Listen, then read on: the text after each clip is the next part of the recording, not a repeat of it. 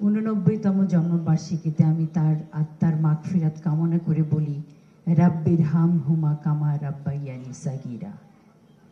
আল্লাহ, তুমি তাকে এমনভাবে যত্নে রেখো যেমন আমাদের মা বাবা শিশুকালে আমাদের রেখেছেন।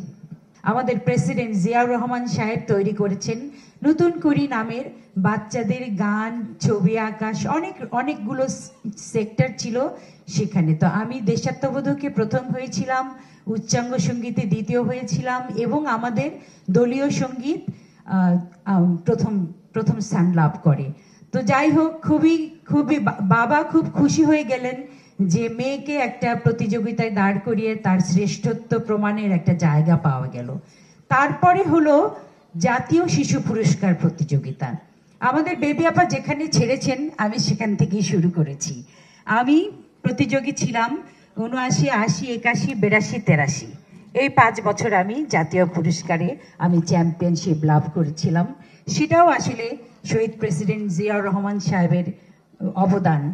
কিন্তু তার অনেক আগে, যখন আমি মাত্র 6 বছরের শিশু ছিলাম, তখন নাকি উনি রেডিওতে বললেন যে আচ্ছা, টিভিতে তো বাচ্চাদের দেখা যায়, তো রেডিওর বাচ্চাগুলোকে কিভাবে দেখতে পারি আমি একটু রেডিওতে যে বাচ্চারা গান গায় তাদের দেখতে চাই।